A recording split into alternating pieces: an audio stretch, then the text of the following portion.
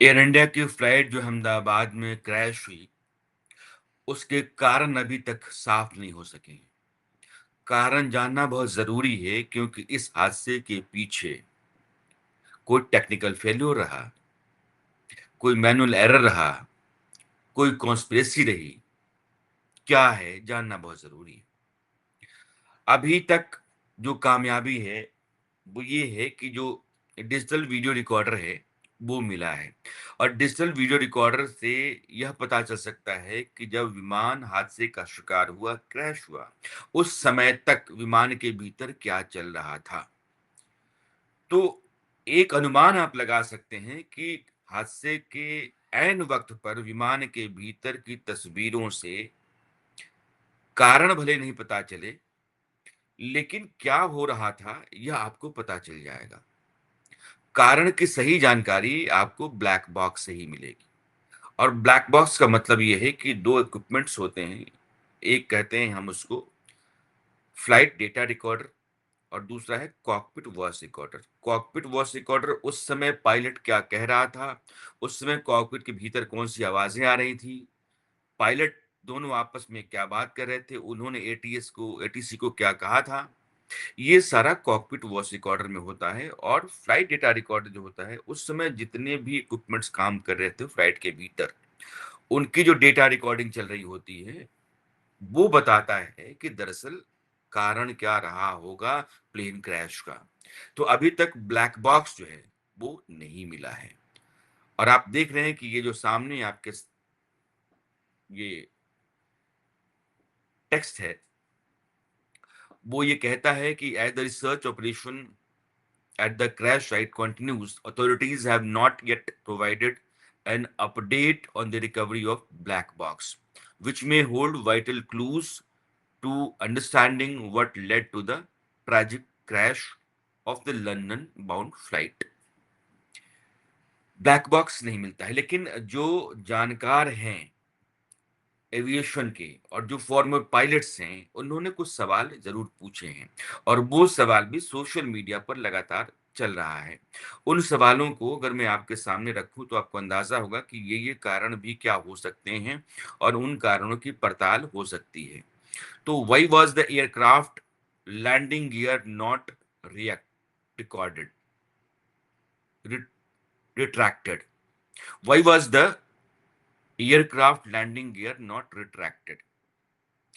Landing gear जो होता है वो वापस चला जाता है। कहने का मतलब ये है कि लैंडिंग गियर वो डिवाइस है जिसके ज़रिए जब प्लेन लैंड करता है तो आप देखते हैं कि विंग्स के फ्लैप खुलते हैं, पहिए निकलते हैं और बाकी जो अलग-अलग हिस्से होते हैं विमान के उससे जुड़े हुए वो काम कर रहे होते हैं, तो सिंक में काम कर रहे होते हैं, तो लैंड करता है और जब प्लेन टेक ऑफ करता है तो वही फ्लैप्स जो हैं वो बंद होते हैं, पहिए अंदर जाते हैं और बाकी जो उससे जुड़े हुए हिस्से होते हैं उनको उस समय काम करना होता है, वो अपना काम कर रहे होते हैं।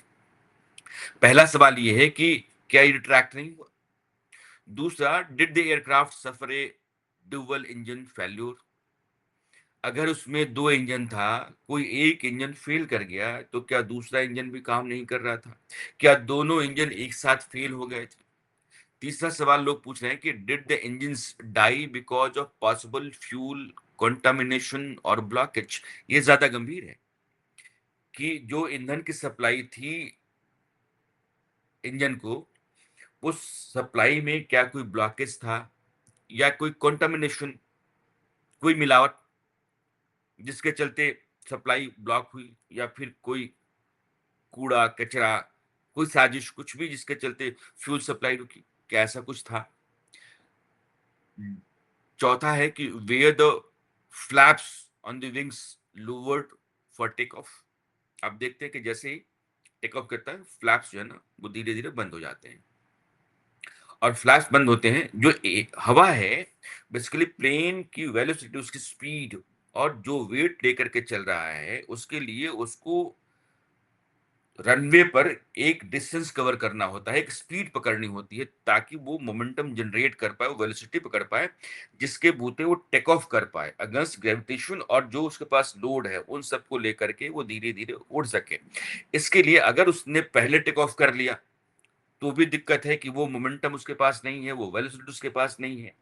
हवा अगर बहुत गर्मी है, तो हवा स्कैटर्ड है, कम है, उसका घनत्व कम है, तो वो जो प्रेशर होता है, उस प्रेशर को वो रिवर्स नहीं मिलता है, तो वो जो थ्रस्ट होता है, वो नहीं मिल पाता है। तो आपको जहाँ गर्मी बहुत ज़्यादा होती है, तो प्लेन को लंबा रनवे पर भागना होता है और स्पीड बढ़ा करके और फिर मोमेंटम लेकर के वेलोसिटी इतनी बढ़ा करके उसको आगे बढ़ना होता है। पहले टेक ऑफ करने के बाद संकट हो सकता है।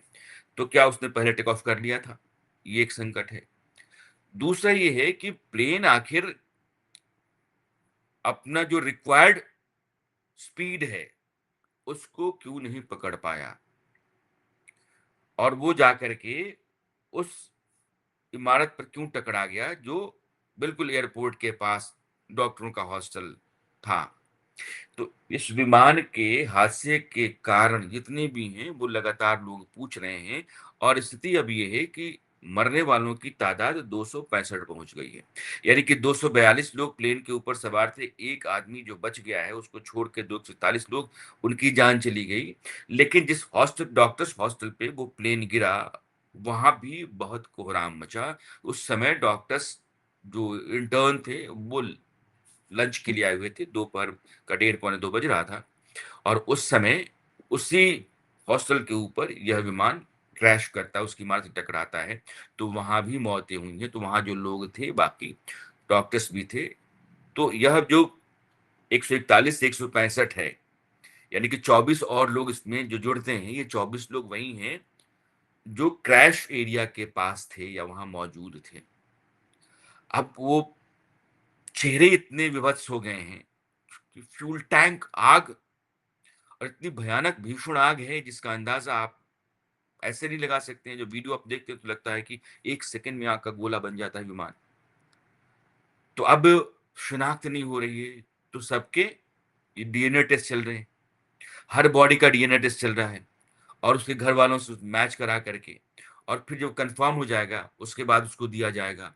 तो ये जो तस्वीर आप देख रहे हैं, आप देखिए सब कुछ राख हो गया है। विमान का मलबा तक भी राख हो गया है और यहाँ कुछ बचा नहीं है। इसकी चपेट में इंसान जो आया, वो तो सेकंड भर में जल के खाक हो गया और जो लोग वहाँ थे, बहुत सारे घायल हैं और बहुतों की जान चली गई। तो ये जो क्रैश के बाद का धुएँ का गुबार है, वो आपको दिख रहा है और ये बताता है कि क्रैश जो है वो कितना ताकतवर था। जब लॉन्ग डिस्टेंस की फ्लाइट थी, बोइंग 787 और लॉन्ग डिस्टेंस की फ्लाइट में फ्यूल पूरी तरीके से टैंक में भरा हुआ था। 1.25 लीटर का फ्यूल, कल भी मैं आपको बोल रहा था। आपको 4000 किलोमीटर जाना है, आपने फ्यूल पूरा लोड कर रखा है, सामान है और फिर आपने सही तरीके से टेक ऑफ नहीं किया। टेक ऑफ में उस समय कोई टेक्निकल एरर आ गया, तो विमान ना तो वो स्पीड ले पाता है, ना उस तरह का वो वेलोसिटी या मोमेंटम जनरेट कर पाता है जिससे कि वो उस लोड के साथ, पेलोड के साथ आगे बढ़ पाए और धीरे-धीरे वो नीचे आता चला गया। जैसे आप हवा में जब आप कूदते हैं तो आपको दबाव बना रहता है, मतलब लेकिन नहीं होता है क्योंकि हवा जो है वो आपके प्रेशर को उतनी ताकत से आपको ऊपर नहीं भेजती है। विमान के साथ ये होता है कि विमान जो है वो अगेंस्ट एयर अपने प्रेशर के साथ चलता है, तो एयर का सपोर्ट मिलता है। जब एयर की डेंसिटी कम होती है तो विमान को और स्पीड और मोमेंटम जनरेट करना पड़ता है। तो बहुत सारे कारण और भी रहे होंगे, लेकिन ये वीडियो जो भी आप देख रहे थे, वीडियो जब भी मैं देखता हूँ, मैं दहल जाता हूँ और 30 सेकंड के भीतर ज़िंदगी तबाह हो जाती है। ये वीडियो आप देखते रहिए। कैसे आप जो फ्लाइट उसको आसमान की तरफ जाना चाहिए, 4000 किलोमीटर दूर लंदन में उतरना चाहिए, वो फ्लाइट यहाँ 400 मीटर दूर आकर के और क्रैश कर जाती है। वो लोग जो अहमदाबाद से विमान पर चढ़े और विमान ने उड़ान भरी, उस समय उन्होंने राहत की साँस ली कि चलो अब कुछ घंटों के बाद वहाँ पहुँच जाएँगे जहाँ हमें जाना है।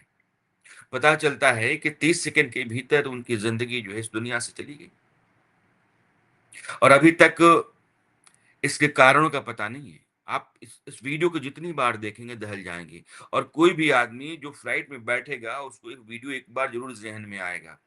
टेक ऑफ करते समय, लैंड करते समय, विमान जब हवा में होगा तब बार-बार ये वीडियो ज़हन में आएगा। ये आग का पूरा गोला दिखाई पड़ेगा, धुएँ का गुबार दिखाई पड़ेगा और उसके ऊपर सवार सभी लोगों की जान गई, यह सच भी दिल को दहलाता रहेगा। आदमी फ्लाइट पर जब भी चलेगा, इसलिए फ्लाइट्स का बहुत सेफ होना बहुत ज़रूरी है। बहुत सारे लोगों ने कहा कि ये बोइंग 787 आज तक कभी इसके साथ कोई हादसा नहीं हुआ। कुछ नहीं हुआ है, वो सेफेस्ट प्लेन है। लेकिन जो लोग ऐसा बोल रहे हैं, उन्होंने अपना रिसर्च ठीक नहीं किया। वो थोड़ा बहुत इधर-उधर पढ़ लिया, पढ़ कर के उन्होंने वो क्लिपिंग्स डाली और बोल दिया। ध्रुव राठी टाइप आदमी। रिसर्च करने के बाद वो लोग आते हैं, उनको 787 के साथ जो मैन्युफैक्चरिंग डिफेक्ट था, जिन लोगों ने इसके डिफेक्ट को लेकर के सवाल किए, जिनको वहाँ से हटाया गया अपनी जगहों से, वहाँ मुकदमे चले, उनकी हियरिंग हुई, उनके वीडियोज़ भी देखना चाहिए और 787 पूरी तरीके से सेफ नहीं है। हादसा पहली बार हुआ। इसके पहले भी बहुत सारे फॉल्ट्स रहे हैं और उन फॉल्ट्स के चलते इसके ऊपर सवाल होता रहा है। लेकिन हादसा हो जाए तभी आप अपने फॉल्ट्स को ओवरकम करें या उसको आप रूट आउट करें, ऐसा नहीं होता है। जिन लोगों ने कंपनी के भीतर इसके मैन्युफैक्चरिंग डिफेक्ट को पहले से पॉइंट आउट किया था, उन्होंने कहा था कि ये उस तरह का मोमेंटम जनरेट नहीं कर पा रहा है टेक ऑफ करते समय। उन लोगों को आपने कहीं और शिफ्ट कर दिया और आपने कहा कि नहीं विमान बिल्कुल पूरी तरीके से ठीक है और आज हादसा हो गया। बोइंग को जवाब देना ही चाहिए। और ये जब कभी भी आप इस तरह के मामलों पर बोलने के लिए आते हैं, तो मुझे लगता है कि ना बोलें बेहतर है, लेकिन जब किसी बात को हम बहुत ही कन्फर्म करते हैं कि नहीं ये तो सेफेस्ट है ये इस पर कोई सवाल ही नहीं उठता था, आज तक ऐसा कभी हुआ ही नहीं था। अरे उसके पहले जो हो रहा था उसको भी तो रखो। तो ये विमान जो है, वो हादसे की आशंका के दायरे से बाहर नहीं था। क्रैश कर जाएगा, दुर्घटनाग्रस्त हो जाएगा, इस तरह के डर के दायरे से बाहर नहीं था। और इसके क्रैश का कारण ये इमेज देखिए आप, पूरा जो पिछला टेल है, वो जाकर के और एक इमारत के भीतर फँसा हुआ है। यानी कि ऐसे गिरा, बाकी हिस्सा टूटा, जो फँस गया वो फँस गया और बाकी बिखर गया, राख हो गया, लोग मर गए। इस क्रैश की असलियत का पता तभी चलेगा जब आपको ब्लैक बॉक्स मिलता है। और ब्लैक बॉक्स मिल जाने से कुछ चीज़ें बहुत हद तक साफ़ हो जाएँगी। इस पर जाँच बहुत ज़रूरी है और ये बहुत बड़ा हादसा है। 242 लोग ये और नीचे जो मर गए वो 265 लोग। 265 लोग एक हादसे के कारण अपनी जान गँवा बैठे हैं। ये छोटा-मोटा हादसा नहीं, बड़ा है और इसका कारण सामने आना और उस कारण के निपटारे के लिए जितने ज़रूरी कदम हैं, उनका तुरंत उठाया जाना बहुत ज़रूरी है। जो लोग चले गए, उनकी वापसी नहीं है। इस हादसे ने पता नहीं कितने परिवारों को और उन परिवारों से जुड़े हुए कितने लोगों को ज़ख्म दिए हैं ज़िंदगी भर के लिए। लेकिन एक डर भी इसने दे दिया है विमान पर सफ़र करने वालों के लिए। जब कभी कोई भी आदमी आज मैंने कई लोगों के देखे वो सोशल मीडिया पर डाल रहे हैं, वो फ्लाइट से कहीं जा रहे हैं, कह रहे हैं कि एक डर के साथ टेक ऑफ करने जा रहे हैं। कल का हादसा डराए हुए हैं। ये हादसा बार-बार डराएगा। ये तस्वीर इतनी भयानक है, दहलाने वाली है कि जब कभी विमान के ऊपर आप सफ़र के लिए बैठेंगे, आप दहलेंगे। आपको अपने घरवाले याद आएँगे, आपको अपने याद आएँगे। अमूमन आदमी जाता है, बैठता है, उसके बाद लैंड करता है, प्लेन निकलता है, चला जाता है, कभी ख़्याल नहीं आता है। अब ये दहशत बहुत दूर तक और बहुत देर तक बनी रहेगी, इसमें कोई दो राय नहीं है। तो इसके अपडेट्स जितने भी जब-जब आते रहेंगे, मैं आपसे जुड़ता रहूँगा। ताज़ा अपडेट मैंने 2 ही 3 बताया आपको कि वो जो डिजिटल वीडियो रिकॉर्डर है, वो आ गया है। जो डीएनए टेस्ट है, वो चल रहा है ताकि शवों को उनके घरवालों को सौंपा जा सके। जाँच चल रही है, ब्लैक बॉक्स ढूँढा जा रहा है, ब्लैक बॉक्स के मिलने के बाद बहुत हद तक कारणों का पता चल सकता है और जाँच पूरी तरीके से हो जाए और नतीजे तक पहुँचे इसका इंतज़ार भी है। लेकिन इसमें जितने डेवलपमेंट्स होते रहेंगे, मैं आपसे जुड़ता रहूँगा, आपको बताता रहूँगा। फ़िलहाल के लिए मैं आपसे विदा लेता हूँ। नमस्कार।